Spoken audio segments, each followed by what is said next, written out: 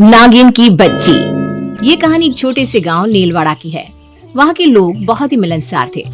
छोटा सा गांव था। गांव क्या, एक परिवार ही था। सभी घरों के बच्चे साथ में खेलते, शाम को औरतें मिलती, बातें करती। बहुत ही खुशनुमा माहौल हुआ करता था। एक रोज शाम के वक्त कुछ औरतें गांव के चबूतरे पर बैठी हुई बातें कर रही थी। पता है क्या रेशमा, कल मेरी सास कह रही थी इस गांव में पहले नाग नागिन रहा करते थे। होंगे ही, जब इंसान नहीं होते थे तो सांप बिच्छू ही तो रहते होंगे ना गांव में। तू भी ना। अरे नहीं नहीं, वैसे नहीं। उन्होंने एक बार एक नाग नागिन का जोड़ा भी देखा था जब वो छोटी थी। उन्होंने सबको बताया पर किसी ने उनकी बात न मानी। अरे पर इसमें न मानने वाली क्या बात है? उन्होंने उस नाग नागिन के जोड़े को इंसान में बदलते देखा था। हैं? तब तो मैं भी ना मानू इस बात को। ऐसा होता भी है क्या भला?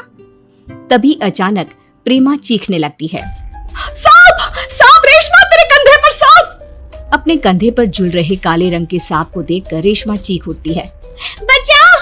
बचाओ सांप! उस सांप के पीछे एक छोटा सांप भी भागता है और दोनों सांप फौरन अदृश्य हो जाते हैं। हे भगवान, लगता है ये सांप बैठा हुआ मुझे ही देख रहा था। गलती हो गई, अब नहीं कहूंगी कुछ भी। ये कहकर रेशमा अपने घर चली जाती है और प्रेमा अपने घर। अगली सुबह सबकी नजर एक औरत पर पड़ती है जो अपना सामान हाथ में उठाए अपनी बेटी के साथ गांव में आती है। ये औरत कौन है? पहले तो इसे कभी नहीं देखा। चलना पूछते हैं। नमस्ते बहन जी, किसके घर जाना है आपको? मुझे कहाँ जाना होगा, सब तो मेरा ही है। मैं तो बस घर लौटी हूँ। मैं मतलब नहीं समझी आपका। मैं पास ही के गांव में रहती हूँ। ये मेरी बेटी है।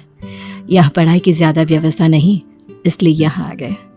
पर यह गांव नया सा नहीं लगा, बिल्कुल घर सा लगा। इसलिए तो मैंने कहा कि मैं बस वापस लौटी हूँ। वैसे आपकी बेटी बहुत सुंदर है। रमोला की बेटी तारा इतनी खूबसूरत थी मानो उसने सारी सुंदरता अपने चेहरे में समा ली हो। नीले रंग की आंखें, कमर से भी लंबी चोटी, गोरा रंग, पर मुंह में एक जरा बोली नहीं। बच्ची बोलती नहीं है क्या? हाँ, तारा बोल नहीं सकती, बेजुबान है। ये तो बड़े दुख की बात है। बेटी जरा मुंह खोलकर जबान दिखाना तो। तारा जैसे ही मुंह खोलती है उसकी जीभ देखकर रेशमा के होश उड़ जाते हैं। तारा की जीभ बीच से कटी हुई थी, बिल्कुल सांपों की तरह। ये क्या? अरे ऐसे क्या कर रही है तू? बच्ची का मजाक मत उड़ा। हद है रेशमा, तू भी। रेशमा की हरकतों से वाकिफ प्रेमा वहां से चली जाती है। उसी रात रेशमा का पति रात को अपने कमरे में सो रहा होता है। उसकी चीख की आवाज से उसकी पत्नी भागते हुए कमरे में आती है। मेरा दम घुट रहा है रेशमा, मुझे बचा ले। प्रफुल्ल का शरीर नीला पड़ गया था और मुंह से झाग आ रहे थे। अपने पति को इतना तड़पता देखकर रेशमा मदद मांगने बाहर भागती है। पूरा गांव उसके घर के बाहर जमा हो जाता है। ये काम तो किसी सांप का लगता है। आ गया होगा कहीं से। होठ पूरा नीला पड़ गया है प्रफुल्ल भैया का। अरे इस गांव में किसी को जहर निकालना आता है क्या? तारा कुछ मदद कर सकती है, आप लोग इजाजत दे दो, पर कमरे में और कोई नहीं होना चाहिए। तारा प्रफुल्ल के पास जाती है और प्रफुल्ल के शरीर का सारा जहर चूस लेती है। मेरा जहर वापस बस मैं ही ले सकती हूँ। सबको मारने के लिए एक को तो बचाना ही होगा ना। प्रफुल्ल वापस होश में आ जाता है। तारा और रमोला को गांव वाले बहुत मानने लग जाते हैं और सब कुछ सही लग रहा होता है कि गांव के नदी के किनारे एक बच्चे की लाश गांव वालों को मिलती है जिसका शरीर जहर से नीला पड़ चुका था। उस दिन से रोज कोई ना कोई अचानक ही गायब हो जाता और मरा हुआ नदी के पास मिलता। अरे ये सिलसिला तो खत्म होने का नाम ही नहीं ले रहा। आखिर ऐसा कब तक चलेगा?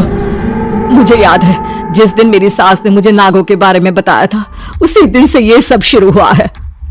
मुझे तो तारा पर ही शक है। जीभ देखिए उसकी, हो सकता है वही लोगों के शरीर में जहर छोड़ती होगी। गांव वाले अब रमोला की निगरानी करने लगते हैं और वो देखते हैं कि प्रेमा की सास तारा से मिलने जाती है और उसका आधा शरीर नाग का बन जाता है। माँ तुम आ गई, मुझे तुम्हारे साथ रहना है माँ। चिंता मत कर मेरी बच्ची, तुम नाग रानी की बेटी है। इस पूरे गांव को खत्म करना है तुझे। मेरा विष तो उम्र के कारण खत्म हो गया। तुझे इस गांव वालों से बदला लेना है, फिर यहाँ की रानी होगी तू। हमारे सर्प समाज के लोग वापस यहाँ आ सकेंगे। तेरी सास तो नागिन निकली प्रेमा, ये सब क्या राज है? अरे पता नहीं, पर माँ जी नागिन नहीं हो सकती। उसका राज तो माँ जी के कमरे में ही छिपा होगा। चारों मिलकर प्रेमा के घर लीला के कमरे में जाते हैं, जहाँ अलमारी से किसी की आवाज आ रही थी। प्रेमा अलमारी का दरवाजा खोलती है तो अंदर लीला होती है। माँ जी, आप यहाँ? तो हमारे साथ कौन रह रहा है? नागरानी, याद है तुझे? कुछ महीने पहले मैं खो गई थी। मैं घूमते घूमते जंगल चली गई, जहाँ एक गुफा के सामने से मैंने एक पत्थर हटा दिया और वहां से नागरानी और उसकी बेटी तारा निकली। उनकी एक वफादार भी है रमोला। उसने मेरा रूप लिया और मुझे मेरे ही घर में बंद कर दिया। इन सब से निकलने का क्या उपाय है चाची? उसी जंगल में हमें वापस जाना होगा और पत्थर से फिर से जैसे ही गुफा बंद होगी, मरे हुए सभी लोग वापस आ जाएंगे और तारा, उसकी माँ और रमोला गायब हो जाएंगी। सब वैसा ही करते हैं जैसा लीला ने बताया, और वही होता है। नीलवाड़ा फिर से खुशहाल हो जाता है। इस हादसे के बाद रेशमा को नाग नागिन पर भरोसा हो ही जाता है।